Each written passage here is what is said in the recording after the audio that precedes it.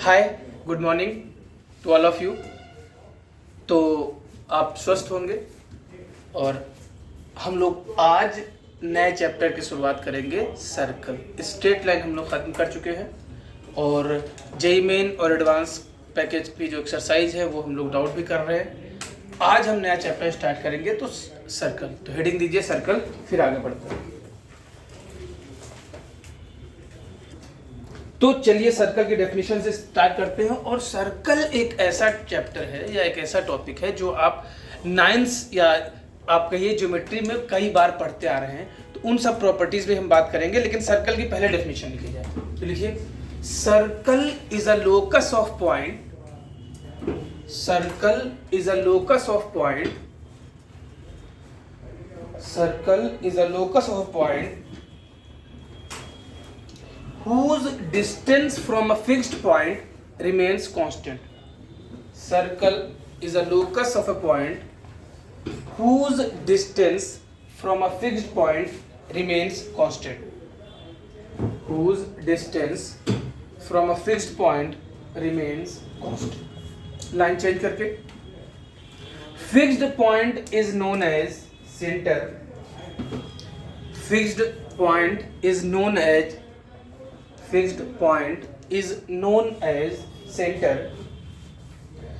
and constant distance is known as त्रिज्या, and constant distance is known as radius. तो ये definition हुई। एक फिक्स पॉइंट को जनरली हम सी से डिनोट कर रहे हैं और फिक्स पॉइंट से एक ये पॉइंट है इस तरह से मूव करता है कि डिस्टेंस कांस्टेंट रहती है, ये डिस्टेंस कांस्टेंट रहती है। तो जब आप डायग्राम बनाओगे तो कुछ इस तरह से दिखाई देगा ये आपका। तो अगर इस लेट और इक्वेशन भी अगर लिखना चाहें तो इक्वेशन यहां लिख भी लेते हैं। Let fixed point that is let centre is alpha comma beta. अब अपन लोग फिक्स पॉइंट को सेंटर बता ही दिए। Let centre is alpha comma beta and radius is r. Let fixed point is alpha comma beta, that is let center is alpha comma beta and radius is r. तो point p का locus निकालना है तो point p को x, y मान लिए। pc is equal to r होगा। pc by distance formula x minus alpha whole square plus y minus beta whole square is equal to r. Squaring both side x minus alpha whole square plus y minus beta whole square is equal to r square. This is equation of circle whose center is alpha comma beta and radius is r. This is equation of circle whose center is alpha comma beta and radius is r. इस तरह से याद रखते हैं और कई बार इसको और सिंप्लीफाई करते हैं। x square minus 2 plus alpha square y square minus 2 beta y plus beta square is equal to r square. X square plus y square minus 2 alpha x minus 2 beta y plus alpha square plus beta square minus. कई बार हम लोग इस form में भी answer इस form में लिखना प्रेफर करते हैं। ये तीनों कांस्टेंट है तो सिंप्लीफाई हो जाएगा और x square coefficient y square का टर्म रहेगा, एक्स का टर्म वाई का टर्म, और तो अल्फा बीटा और आर आपके कांस्टेंट है। अल्फा बीटा क्या है? सेंटर का कोऑर्डिनेट है और आर सर्कल की रेडियस। तो दिस इक्वेशन चाहे एक नोट करके लिख लीजिए, this is general equation of circle, this is general equation of circle, this is general equation of circle. अब सर्कल में हम क्वेश्चंस करें, जनरल इक्वेशन की बात करें, अभी हम और इसका दूसरा फॉर्मेट भी देखेंगे, जनरल इक्वेशन और बातें करें। उसके पहले हम आपके 9th-10th की क्लास में वापस चलते हैं जहां पर हम लोग ने कुछ प्रॉपर्टीज पढ़ी थी। तो लिखने की अगर ज़रूरत पड़े तो लिख लीजिएगा, नहीं लिखने की ज़रूरत पड़े तो कोई ज़रूरी नहीं। तो ये तो अभी तो डेफिनेशन में हमने देखा कि अगर ये सर्कल है, ये आपका सेंटर कहलाता है और ये जो सर्कल इसे हम लोग सर्कमफेरेंस कहते हैं, ये डिस्टेंस रेडियस कहलाती है। अब अगर दो सर्कल हैं और दो सर्कल इक्वल सर्कल कब कहेंगे? तो अगर दो सर्कल की रेडियस इक्वल है तो दो सर्कल इक्वल सर्कल कहलाएंगे या कॉन्ग्रुएंट सर्कल कहलाएंगे। तो कई बार हम इक्वल सर्कल का मतलब सर्कल की रेडियस इक्वल, इक्वेशन से हमें लेने देना नहीं होगा। इसके बाद कई बार हम लोग को टर्म यूज करना करेंगे कॉन्सेंट्रिक सर्कल। कॉन्सेंट्रिक सर्कल ऐसे सर्कल जिनके सबके सेंटर सेम, सबके सेंटर सेम। इसके बाद अगर आप याद करें तो कॉर्ड से रिलेटेड बहुत सारी प्रॉपर्टीज आपने पढ़ी थी। कॉर्ड से रिलेटेड प्रॉपर्टी पढ़ी थी, क्या क्या प्रॉपर्टी पढ़ी थी कि कॉर्ड सेंटर से जितना दूर जाएगा उसकी लेंथ उतनी कम होती जाएगी, कॉर्ड जितना पास होगा उतनी उसकी लेंथ ज्यादा होगी। जो सबसे बड़ी कॉर्ड होगी that is chord passing through centre is known as diameter. Diameter radius का डबल होता है। ये सारी प्रॉपर्टी आपने याद कर रखी है। सेंटर से अगर हम परपेंडिकुलर ड्रॉ करते हैं तो कॉर्ड बाइसेक्ट होती है, कॉर्ड बाइसेक्ट होती है। अब अगर दो कॉर्ड हैं, एक कॉर्ड ये है, एक कॉर्ड ये है, अगर हम कॉर्ड को बाइसेक्ट करते हुए क्या कॉर्ड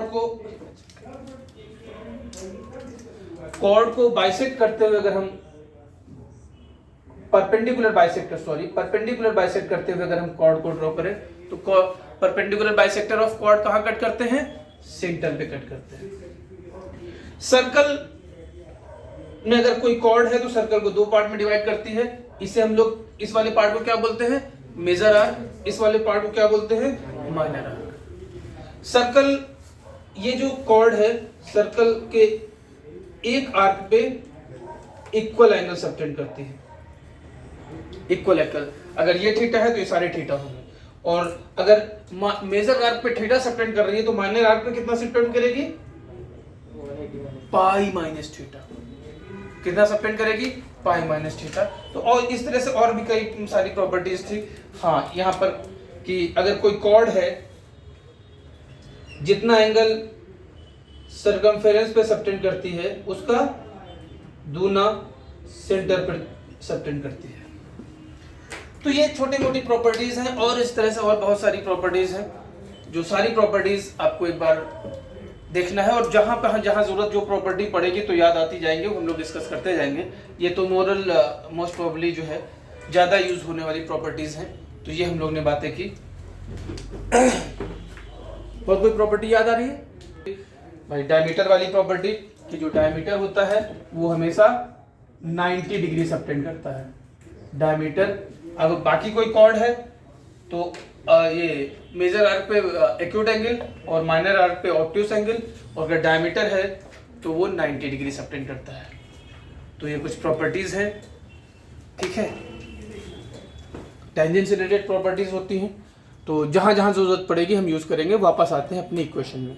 तो और भी टेंजेंट से रिलेटेड प्रॉपर्टीज थी बहुत सारी, और साइक्लिक क्वाड्रिलेटरल की प्रॉपर्टी थी। साइक्लिक क्वाड्रिलेटरल किसे कहते हैं? ऐसा क्वाड्रिलेटरल जिसके चारों वर्टेक्स सर्कल पे लाई करते हैं, साइक्लिक क्वाड्रिलेटरल कहते हैं। तो बहुत सारी प्रॉपर्टीज थी, या जो भी थी वो जहां जहां जरूरत पड़ेगी तो यूज करेंगे। अब वापस फिर से अपने इस पे आते हैं। तो हम लोग ने देखा कि सर्कल की equation second degree equation I. By definition centre given है, रेडियस गिवन है, डेफिनेशन से हमारी निकल करके आई है। तो अब यहीं पर हम हेडिंग देंगे, हेडिंग दीजिए condition for second degree general equation two represent circle. Condition for second degree general equation two represent circle. Condition for second degree general equation two represent circle. तो late equation of second degree general equation, let equation of second degree general equation is ax square plus 2hxy plus by square plus 2gx plus 2fy plus c। ये second degree की general equation होती है, ये आपकी second degree की general equation होती है। तो इस इक्वेशन को अब हमें कहां से कंपेयर करना है? बाय डेफिनेशन सर्कल की इक्वेशन ये आएगी। तो यहां से जब हम कंपेयर करेंगे तो दो शर्तें निकल करके आती हैं। कंडीशन क्या क्या दो शर्तें निकल करके आती हैं? पहली शर्त निकल करके आती है coefficient of x square is equal to coefficient of y square. क्यों? यहाँ एक्स स्क्वायर कोफिशिएंट 1 है, वाई स्क्वायर कोफिशिएंट 1 है। तो सेकेंड डिग्री जनरल इक्वेशन को सर्कल रिप्रेजेंट करने की पहली शर्त है coefficient of x square is equal to coefficient of y square. और सेकेंड शर्त यह है कि सर्कल के इक्वेशन में एक्स स्क्वायर का टर्म है, वाई स्क्वायर का टर्म है, एक्स स्क्वायर का टर्म है, वाई स्क्वायर का टर्म है, एक्स का टर्म है, एक्स का टर्म है, वाई का टर्म है, वाई का टर्म है, कांस्टेंट है, कांस्टेंट है, एक्स वाई का टर्म नहीं है। तो हम यहाँ पे बोलते हैं coefficient of x y is equal to 0, coefficient of x y is equal to 0। तो ये दो शर्तें हमें याद रखनी है, और इन दो शर्तों को जब हम लोग यूज करते हैं तो इक्वेशन निकल करके आएगी x square a is equal to b. तो ये लिख लीजिए, ये दो शर्तें हमें याद रखनी है कि अगर ये दो शर्तें फुलफिल करती हैं तो सर्कल की इक्वेशन होगी। अब नेक्स्ट हेडिंग दीजिए, यहां लिख चुके हैं लेकिन उसके बावजूद जनरल इक्वेशन ऑफ सर्कल।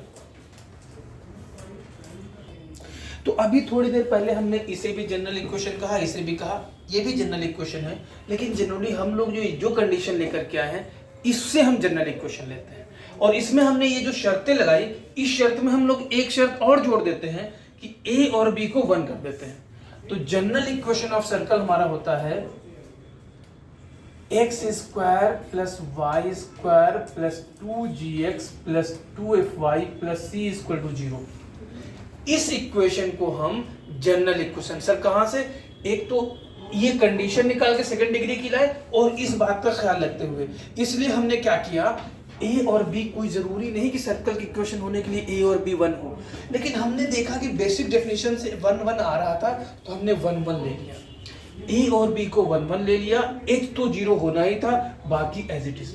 तो this is also known as, ये इसका सिंप्लीफाइड वर्जन है, ये इसका सिंप्लीफाइड वर्जन है। तो दैट्स व्हाई दिस, इसको अब हम लोग जब भी कहेंगे जनरल इक्वेशन, और ये स्टैंडर्ड है, हम ही नहीं कहेंगे, आपको कहीं भी कहा जाएगा तो हम दिस इक्वेशन को जनरल इक्वेशन कंसीडर करते हैं।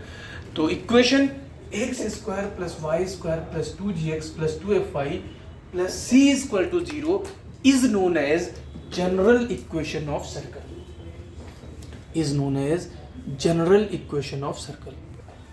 तो अब जरा ध्यान से देखिए, ये जब जनरल इक्वेशन है तो हम लोग को सर्कल की शुरुआती बारे में, सर्कल की जानकारी का मतलब सर्कल की इक्वेशन पता होना चाहिए, और क्या सेंटर पता होना चाहिए, रेडियस। सर्कल की इक्वेशन पता है, अब हमें सेंटर और रेडियस। तो सेंटर और रेडियस, इसको हम इससे कंपेयर कर सकते हैं या इससे इसको कंपेयर कर सकते हैं। तो इसको इससे कंपेयर करना ज़्यादा हमें आसान रहेगा, तो हमें क्या करना पड़ेगा, एक्स में परफेक्ट स्क्वायर बनाना पड़ेगा।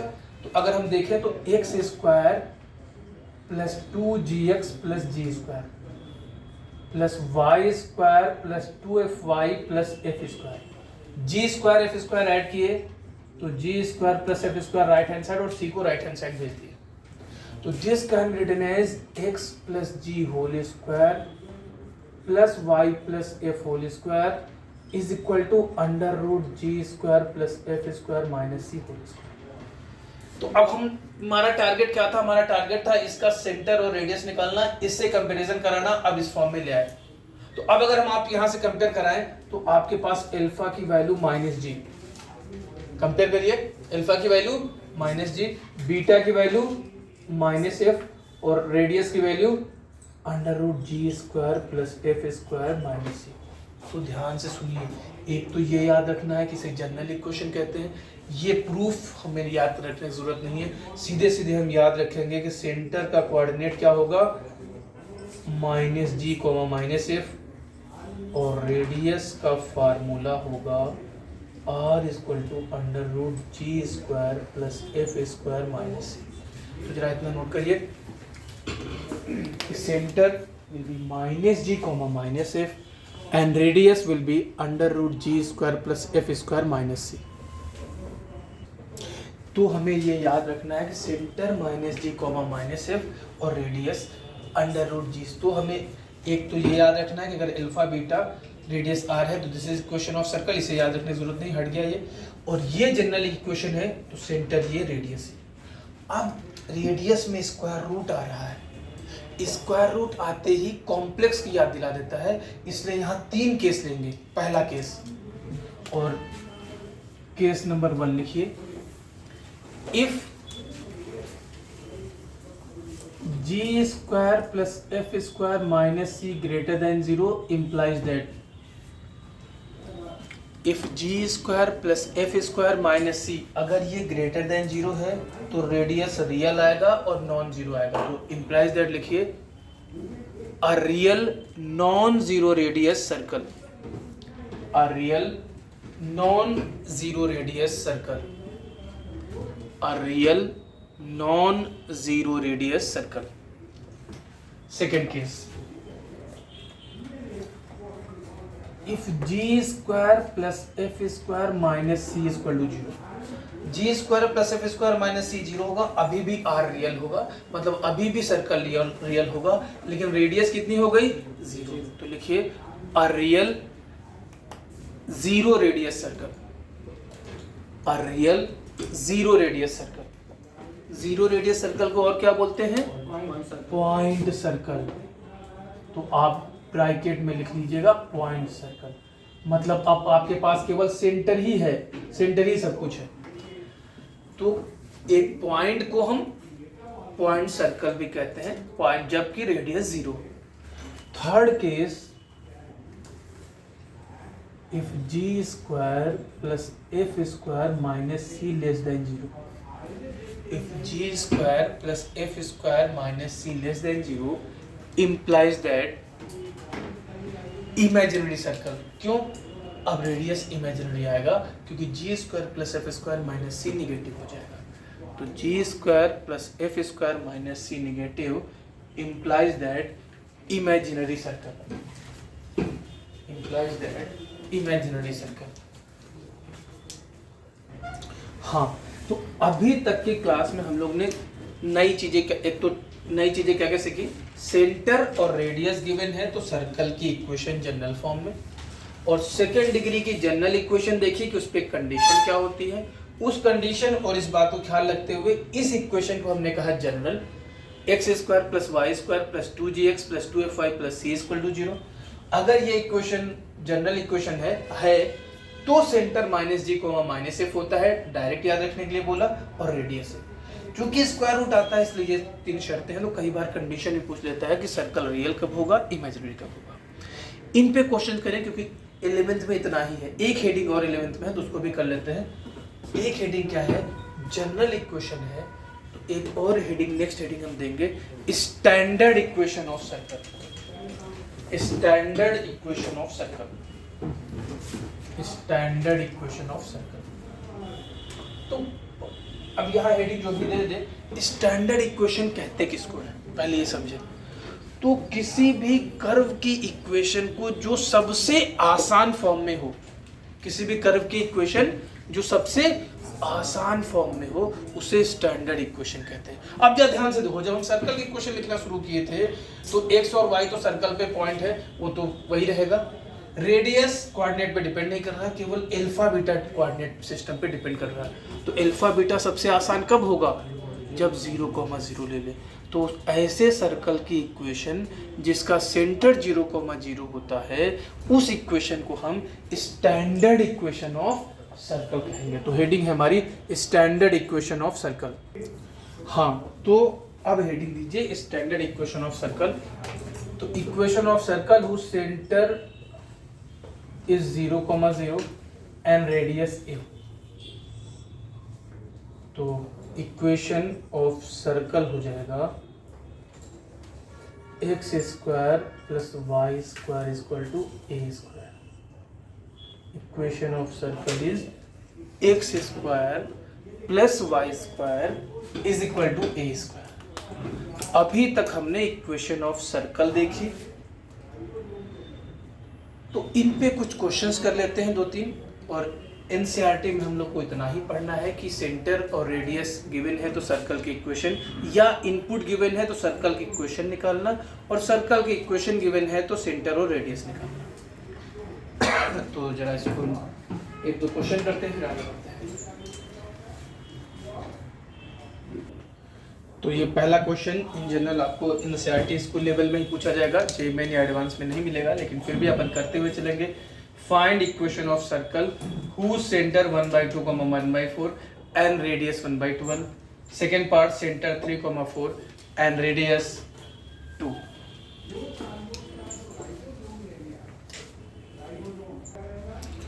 तो इक्वेशन ऑफ सर्कल जब आप लिखोगे, equation of circle first part x minus half whole square plus y minus 1/4 whole square equal to 1/12 whole square. और इतना नहीं छोड़ोगे, आंसर हमने आपसे कहा हमेशा इस फॉर्म में छोड़ा जाता है, चाहे स्कूल क्वेश्चन हो। तो ये आपका हो जाएगा x square minus x plus 1/4 plus y square minus y/2 plus 1/16 equal to 144। 144 x square plus 144 y square minus 144 x minus 72 y equal to plus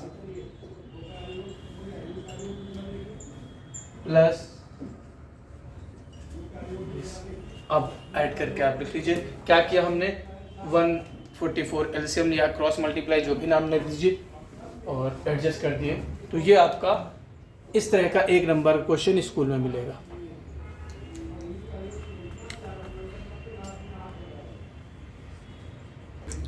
तो नेक्स्ट क्वेश्चन भी ओरल ही है।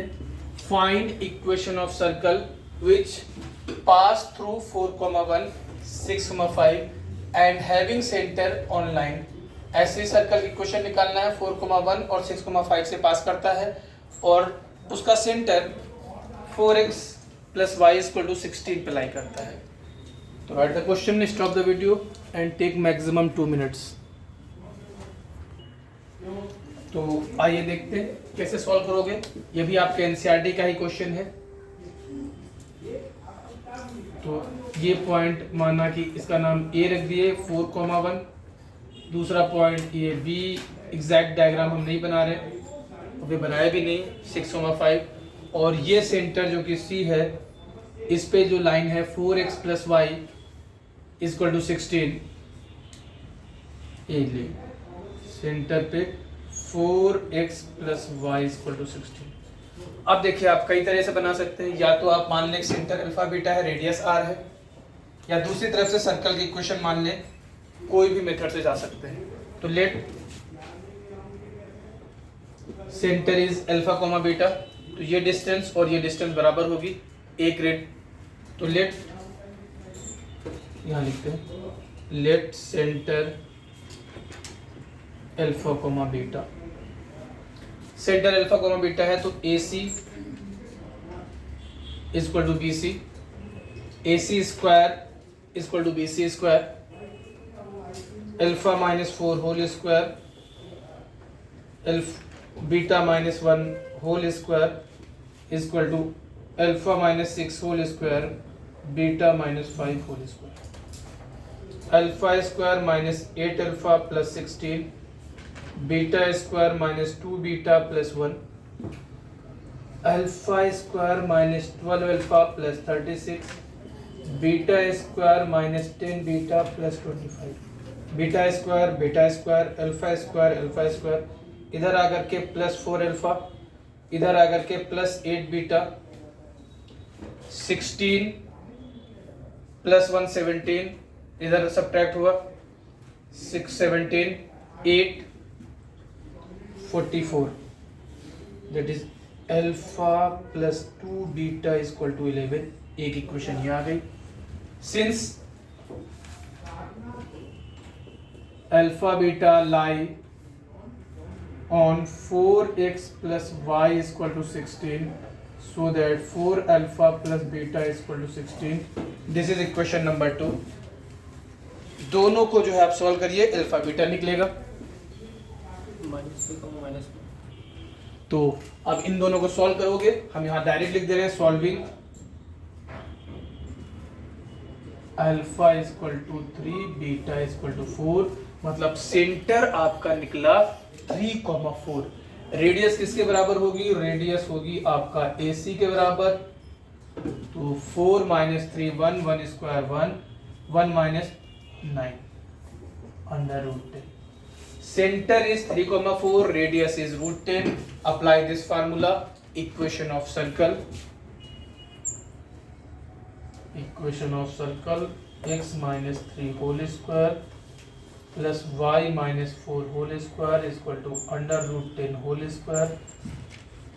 X square plus y square minus 6x minus 8y plus 9 plus 16 25 minus 10 15 is equal to 0. This is equation of circle. दूसरा तरीका ये था कि आप assume करते हैं कि सर्कल की equation x square plus y square plus 2gx plus 2f5 plus c equal to 0 है. 4,1 सेटिस्फाई करते एक इक्वेशन आती, 6,5 सेटिस्फाई करती दूसरी इक्वेशन आती, और सेंटर अगर ये होता तो आपका एज्यूम होता कि माइनस जी माइनस एफ सेंटर है. इसमें लाई करते तो तीन रिलेशन मिलते और तीनों को सॉल्व करते तो g की वैल्यू आपकी -3 आती, f की वैल्यू -4 आती एंड सो ऑन. तो आप कोई भी मेथड से जा सकते हैं. इस तरह क्वेश्चन जनरली जेईई मेन में आपको मिल भी सकता है.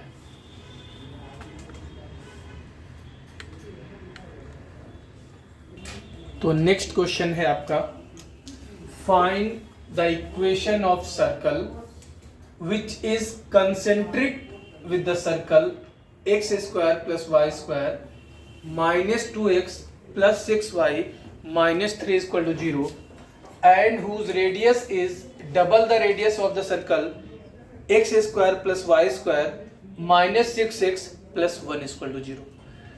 तो write the question and solve it and stop the video. तो देखिए सर्कल की इक्वेशन निकालनी है. सर्कल की इक्वेशन निकालने के लिए हम लोग को दो चीजें चाहिए होती है, सेंटर और रेडियस. तो बोल रहा है इस सर्कल का कंसेंट्रिक है और इस सर्कल की रेडियस का डबल है. तो मतलब हमको अपनी जिस सर्कल की इक्वेशन निकालनी उसका सेंटर इसके सेंटर मतलब इसके सेंटर की जरूरत और उसकी रेडियस इसकी डबल, इसका मतलब इसकी रेडियस निकालनी. तो अब हम लोग कंपेयर करते हैं कहां से, जनरल इक्वेशन से. या तो परफेक्ट स्क्वायर जनरल इक्वेशन से अगर कंपेयर करेंगे तो x कोफिशिएंट कितना होता है 2g, तो 2g इक्वल टू -2 और y कोफिशिएंट कितना होता है 2f, तो 2f इक्वल टू 6, तो g equal to -1 f equal to 3. तो सेंटर का फार्मूला होता है -g, -f that is 1, -3. Circle का सेंटर निकालना था हम तो केवल उसी से मतलब है. अब रेडियस इससे मतलब है तो यहां से हम डायरेक्ट इस बार लिख रहे हैं g की वैल्यू -3, f की वैल्यू 0, c की वैल्यू 1. x कोफिशिएंट को 2g कहते हैं, y का कोफिशिएंट नहीं है इसका मतलब 0 और कांस्टेंट को c कहते हैं. तो यहां से radius √g² plus f² minus c, g² plus f² minus c that is 8, that is 2√2. तो अब जो रिक्वायर्ड सर्कल है, रिक्वायर्ड सर्कल का सेंटर 1, -3 है और रेडियस 4√2 होगी क्योंकि इसकी डबल है. अब आपके पास सेंटर पता, रेडियस पता, तो इक्वेशन लिख लीजिए. Equation of circle x -1 whole square plus y plus 3 whole square 4√2 whole square 32. तो x square plus y square -2x plus 6y 3 3s are 9 plus 1 10 -22 equal to 0 है ना. तो ये, और वैसे हम लोग कंसेंट्रिक सर्कल का फैमिली ऑफ सर्कल भी जानते हैं, लेकिन जब पढ़ेंगे तब देखेंगे. यहीं से डायरेक्ट बोल देते हैं. और रेडियस ये ओरल क्वेश्चन था, लेकिन स्कूल में भी आपको मिल सकता है तो पूरा सॉल्व करना पड़ेगा 11th में. जेईई मेन में तो हम ओरली इसको खत्म कर देंगे. खैर अभी देखेंगे भी. Find the centre and the radius of the circle 5x square plus 5y square plus 4x minus 8y is equal to 16. Centre और रेडियस निकालना है। और ये क्वेश्चन जेईई मेन में आया हुआ है, कोई बात नहीं, सेंटर और रेडियस निकालने का भी क्वेश्चन मिल जाता है। तो सेंटर या रेडियस, इसका सेंटर और रेडियस निकालना है तो या तो इस फॉर्म से निकाले या इस फॉर्म से निकाले।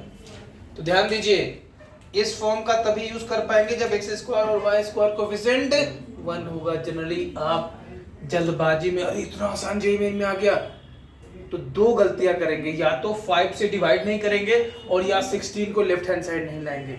जनरल इक्वेशन आप ध्यान से देखिए, और जेईई में तो पहले इक्वेशन आपको जनरल फॉर्म में लिखनी पड़ेगी, +4/5x minus 8/5y minus 16/5। Now g is equal to 2/5, direct लिख रहे हैं, 2g is equal to 4/5, that's why g is equal to 2/5, f is equal to -4/5 and c is equal to -16/5। तो centre आपका होता है -g, -f, -2/5, +4/5 and radius √g² plus f² minus c। r is equal to 2। तो centre is -2/5, 4/5 and radius is 2।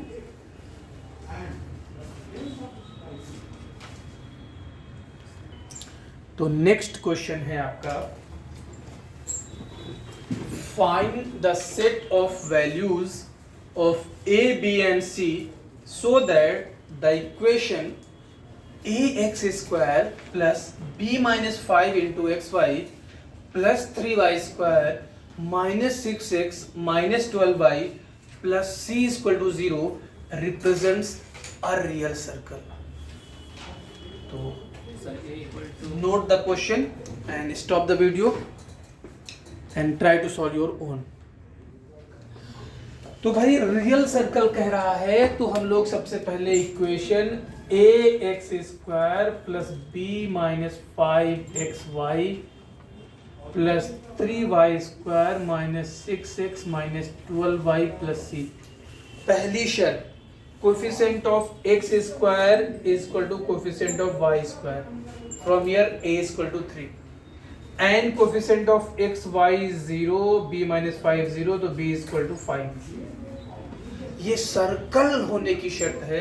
तो अब हमने equation लिखी 3x² plus 3y² minus 6x minus 12y plus c। अब कह रहा है कि सर्कल रियल हो, तो रियल के लिए GFC में रिलेशन था, हम लोग ने देखा था, लेकिन उसके लिए x² y² कोएफिशिएंट 1 करेंगे क्योंकि इसी फॉर्म के लिए ये फार्मूले यूज कर पाएंगे। तो पहले 3 से डिवाइड करेंगे, तो x² plus y² minus 2x minus 4y plus c/3। Now compare g की वैल्यू -1, f की वैल्यू -2 एंड c की value c/3। For real circle क्या शर्त होती है? For real circle g² plus f² minus c greater than equal to 0। Point circle को भी और नॉन जीरो रेडियस सर्कल को भी रियल सर्कल कहते हैं। तो g² that is 1 plus f² that is 4, c की value -c/3 greater than equal to 0, तो c is less than equal to 15। c less than equal to 15, that's why c belonging to -infinity to closed interval 15। तो these are the values। आपकी condition जो आपने पढ़ी कि पहली condition आपने लगाई कि coefficient of x² is equal to coefficient of y², दूसरी कंडीशन लगाई coefficient of xy is equal to 0, फिर आपका सर्कल मिल गया। लेकिन सर्कल भी रियल चाहिए, रियल सर्कल की कंडीशन होती है g² प्लस f² माइनस, केवल सर्कल कह देता तो फिर c can take any real value, लेकिन रियल सर्कल कहा तो फिर आपकी ये वैल्यू आ जाएगी। तो ये हेडिंग और हम लोग पढ़ लेते हैं। Equation of circle whose diametrically end points are given। मतलब एक सर्कल की इक्वेशन निकालना है। Let end point of diameter, let, अब हेडिंग के बाद लिखना शुरू करिए। Let end point of diameter are A x1, y1, b x2, y2। अब आपको एंड पॉइंट गिवन है, तो let end points of diameter are x1, y1 and b x2, y2। तो इसको लिखिए और अपने से इक्वेशन निकालने की कोशिश करिए और फिर वीडियो को दोबारा देखिए। तो आप कह सकते हैं कि सर डायमीटर दिया हुआ, हेडिंग देने की जरूरत ही नहीं थी, सेंटर निकल आएगा मिड पॉइंट फार्मूले से, और रेडियस, सेंटर निकल आया तो रेडियस निकल आएगी, फार्मूला लगा देंगे, एकदम सही है। लेकिन इस बात के लिए तो ऑब्वियस है हेडिंग नहीं दी गई होगी, तो नए तरह से देखते हैं और उसे याद रखेंगे। तो जा देखिए, अगर हम कोई जनरल पॉइंट भी ले लें तो एक्स वाई में जो रिलेशन होता है उसे ही लोकस कहते हैं, उसे इक्वेशन कहते हैं। अब ए बी क्या है, डायमीटर है, तो एंगल ए पी बी कितना होगा, एंगल ए पी बी π/2 होगा। तो अब आप यहां से कह सकते हैं कि slope of A P into slope of B P -1, slope of A P into slope of B P -1, slope of A P y -y1, slope of A P upon x -x1 into slope of B P y -y2 upon x -x2 equal to -1, cross multiply किया y -y1 y -y2 equal to -x -x1 x -x2। So equation of circle या required circle जो भी लिखो, x -x1 into x -x2 plus y -y1 into y -y2 equal to 0, और इसको as a formula याद रखेंगे। वैसे बहुत ज़्यादा टाइम नहीं लग रहा है, लेकिन फार्मूला भी बहुत ही सिंपल है, बहुत ही सिमेट्रिक है, तो याद भी रहता है। x -x1 into x -x2 plus y -y1 into y -y2, where x1, y1 and x2, y2 are end point of diameter। तो एक ओरल सा क्वेश्चन फटाफट लिख देते हो, क्वेश्चन लिखो, मन करे तो लिखो, नहीं तो फाइंड, ये सीपीपी का आपका पहला क्वेश्चन भी है, find the equation of circle, find the equation of the circle, the extremities, extremities कैसे कहते हैं, एंड पॉइंट्स को, the extremities of one of the diameters, the extremities of one of the diameters of which are a 6,5 and b 0,-3। तो orally आपका खत्म हो गया। तो ये जब भी कहीं जरूरत पड़ेगी तो हम यूज करेंगे, ऑब्वियस है बड़े क्वेश्चन में जरूरत पड़ेगी तो हम इसको यूज करेंगे, इस पे क्वेश्चन तो मिलना मुश्किल है। तो ये था एक हेडिंग, और वैसे हम ना भी करते तो डायरेक्ट हम सेंटर और रेडियस निकाल कर सकते थे, लेकिन वो टाइम टेकिंग था। तो इक्वेशन ऑफ सर्कल यहाँ आप कह भी सकते हो, equation of circle x -x1 into x -x2 plus y -y1 into y plus y2। तो x square plus y square -6x -2y -15 equal to 0।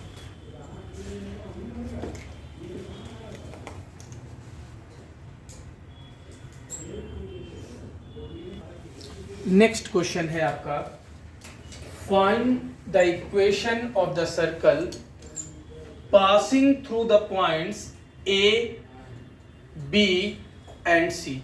A is 1,1, B is 2,-1 and C is 3,2।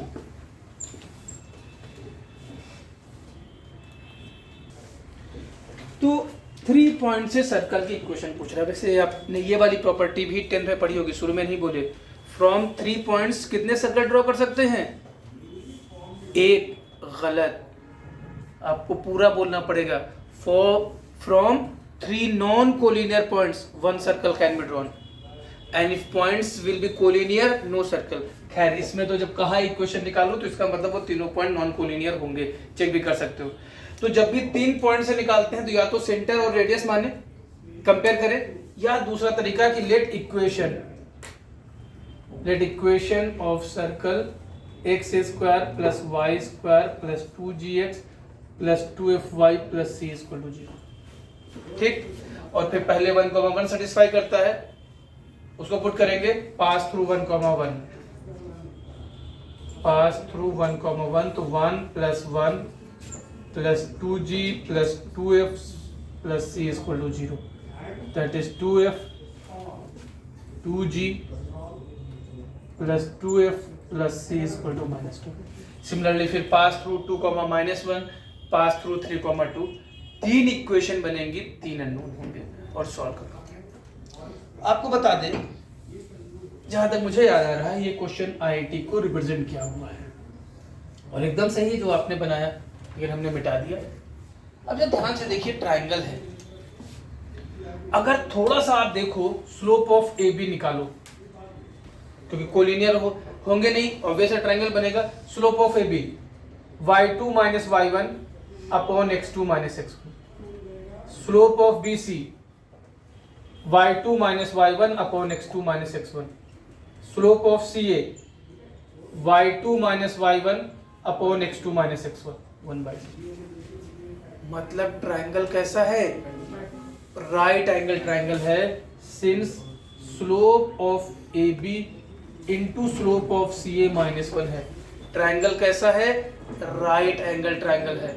और जो circle है इनके vertex से पास कर रहा है, तो आप ये बताओगे कि राइट एंगल ट्राइंगल होने की वजह से ए बी इंटू ए सी 0 -1 है, तो कौन सा वर्टेक्स पे 90 डिग्री बनेगा?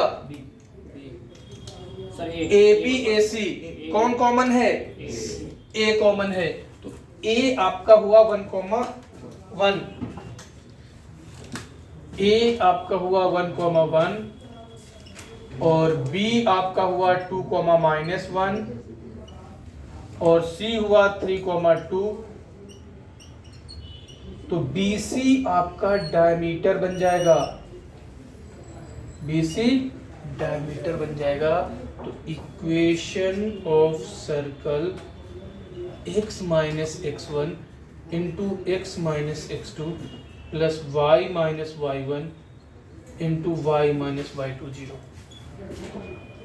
x square plus y square minus 5x minus y plus 6 minus 2 plus 4 equal to 0। x square plus y square एक लाइन में बन गया पहले मेथड से। ये तो ओरल ही हो गया, ये तो तुमको दिखाने के लिए फिर भी हमने लिखा, वरना केवल यही 2 लाइन, ये तो दिमाग में ही चल रहा था कि this slope -2, this slope BC will be diameter, and point of diameter, so equation of circle. तो इस क्लिप में हम लोग ने केवल इक्वेशन ऑफ सर्कल और स्टैंडर्ड सर्कल देखे, उसी से रिलेटेड क्वेश्चन किए। कुछ क्वेश्चन और करेंगे, फिर हम लोग आगे बढ़ेंगे सर्कल का intercept x axis y axis पे, फिर position of points and so on. तो नेक्स्ट क्लिप में हम लोग फिर मिलेंगे, इस क्लिप में यहीं पर। Okay, bye bye.